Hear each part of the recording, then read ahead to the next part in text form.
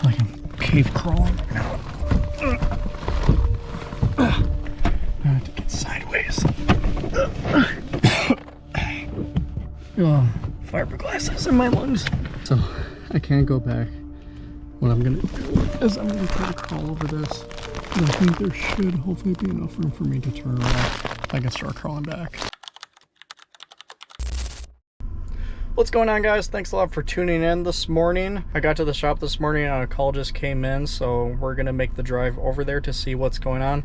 Essentially, it sounds like the furnace itself is leaking, and we were just there for maintenance. Not me personally, but one of our other guys was. It's been leaking off and on, which kind of makes sense because it's been weird weather, so some days you need the heat, some days you don't. But they also said it's leaking from a vent or ductwork. I don't know, it didn't really make any sense, so we're gonna go check that out. Alright, so they claim that there is water leaking from the furnace, and on this other side of the wall, showing a bit, so that it was leaking out of the drop ceiling where the duct is. So that's stopped. They think it's related to this, but that doesn't make any sense. Everything is obviously dry. So I just initiated a call for heat. It's ran for about a minute now, and I think I hear some water. Again, we were just here for maintenance.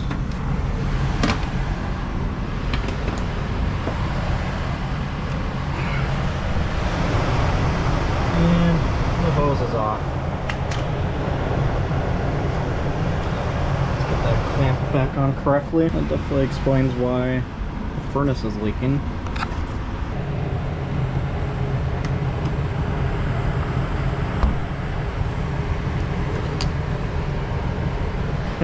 We'll clean this up in here. And whenever I run into these scenarios, it's good to just double check everything, especially when it's a callback like this, just to ensure that you're not going to have any further problems. It just makes the customer feel better that you're taking your time to kind of help regain their trust. Now, I'm going to watch it for a little while to see if the duct in the drop ceiling starts sweating or leaking, as they said.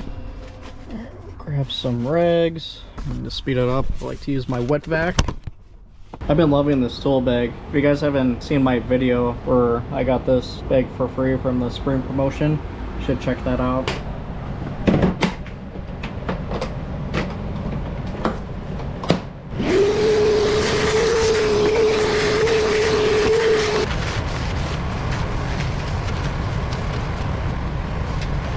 This is a modulating furnace, so it's, you can kind of hear it ramping up and down.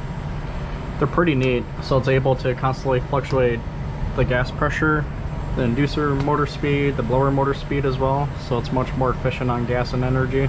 Got a little stream coming out, that's good. Apparently it was leaking there. The bowl set up to catch the water hasn't happened in a couple days now. So there might be a pipe or something above it, but I can't see. Still gonna just watch and make sure it's not dripping.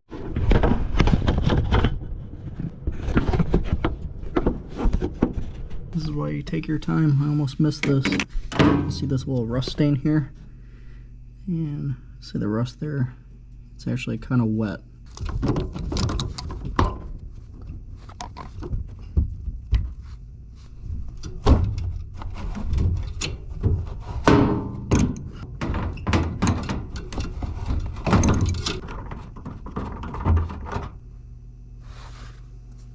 So let's just throw some thread tape on there.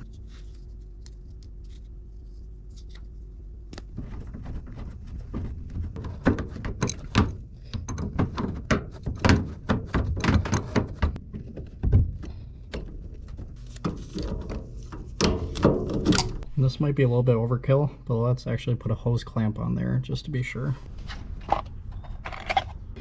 I know technically with this fitting you don't need a hose clamp, but I don't think it's going to hurt in this scenario.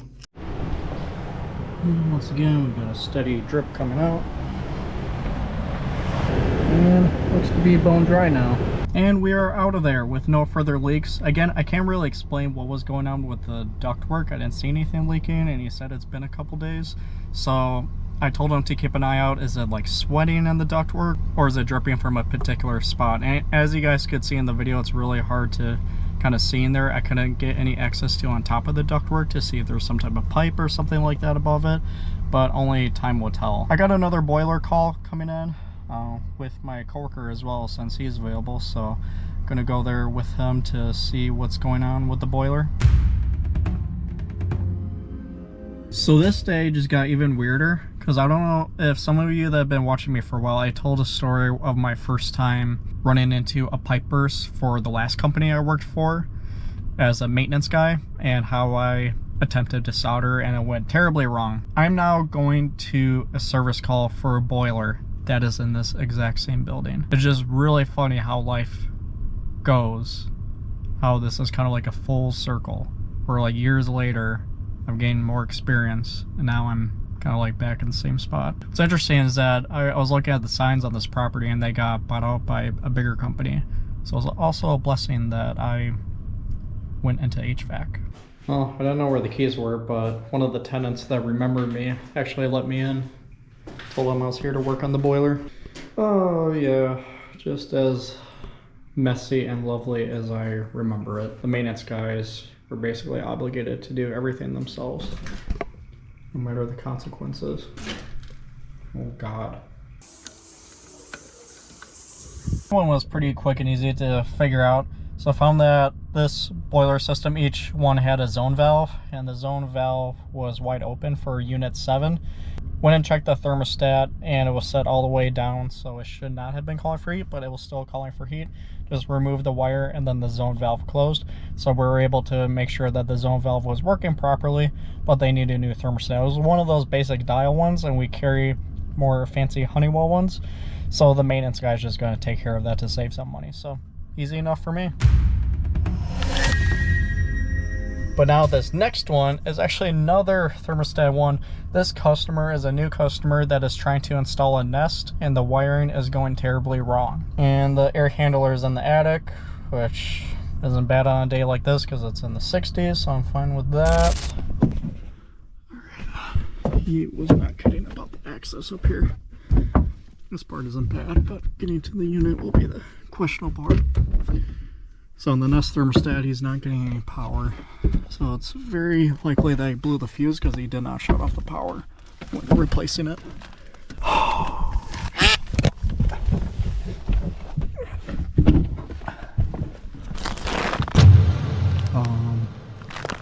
How do I get in there?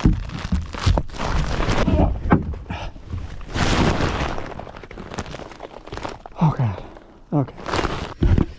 We're gonna squeeze through.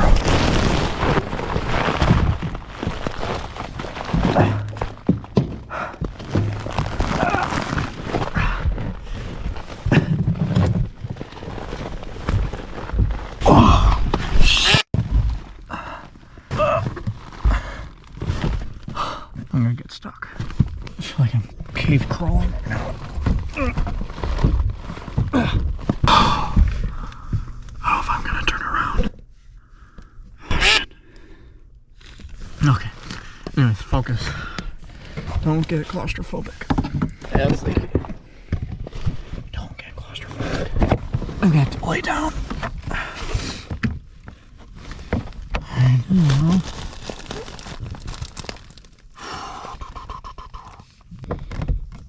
I'm probably gonna break some ductwork up here. I think I tore a little bit back there with my legs. He wants his cooling.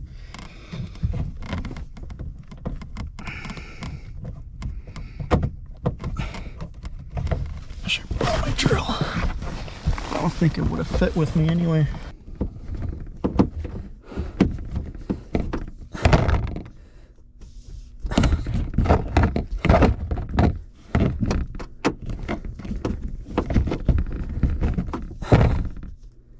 I can't even get the screws out. Oh, Christ. This is very uncomfortable. I'm not a very claustrophobic person, but this is starting to make me feel claustrophobic. And if he is, I'm just taking my mind off of it. I'm just focusing on the unit.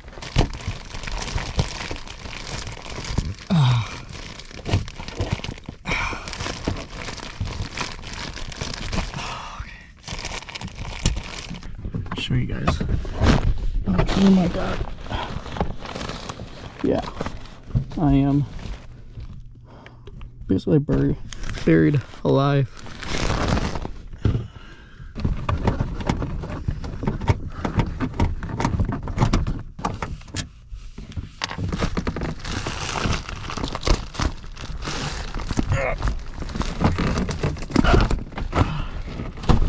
I found wiring. I gotta take a breather. Oh, I found the fuse. I found it. There it is. Fuse is blown. I told you guys. I got the new fuse in. He said he'd turn off the power for the AC. There's no breaker for the air handler. There's no switch up here, so I had to do it live. Don't do this at home, because that is very stupid. Because if I did get electrocuted, luckily this was low voltage. I was very careful. So we got the new fuse in. Now I'm gonna get the screws back in, repair that piece of ductwork that I ripped, trying to get back out, repair the big one down there, and we'll try it out. So much fiberglass up here too.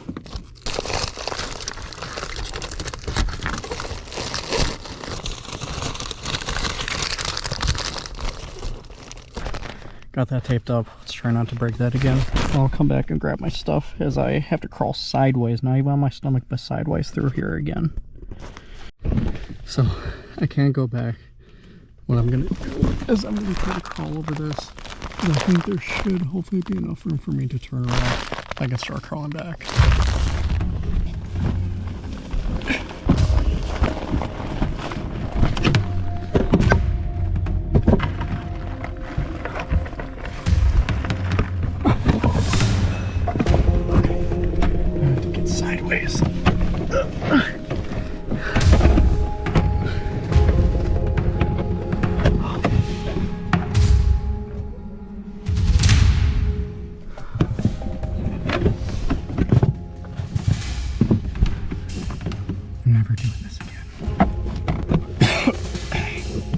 Oh, fiberglass is in my lungs.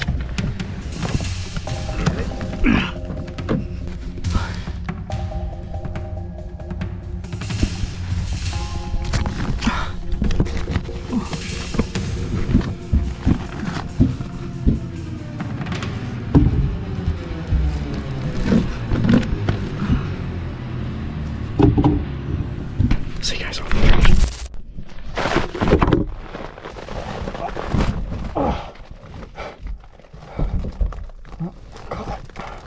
Caught on something. There we go. My shoulder hurts. Oh, wow, wow. That did not feel right. Oh, God. Oh. Ow. Okay. Like, ow. It's like my back shoulder trap. I feel like I pulled something. Oh. I can't like push. I just need to rest for a minute. I can turn around with one arm, so I don't put any more strain on my shoulder. This was my bad shoulder that I had surgery on years ago. I just need to reset. Ow. We're going back in to repair this big guy here. That is no good. We should not be able to see the coil right now, but that is literally what I had to squeeze through. So don't at me in the comments about this shit.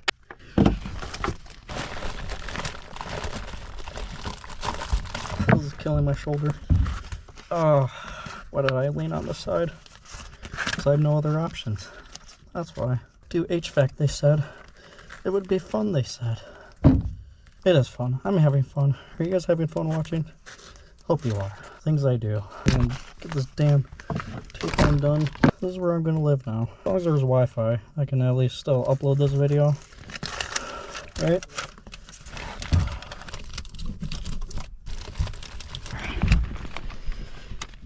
Did this just make me hate Nest way more? Yes. Is it technically Nest's fault?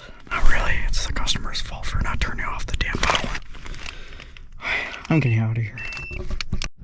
It looks like the wiring is correct. I am completely covered in fiberglass, and I just feel it now since I'm leaning my back up against the seat. I don't have another call for a couple hours, so I'm just gonna go home, shower, and change my clothes.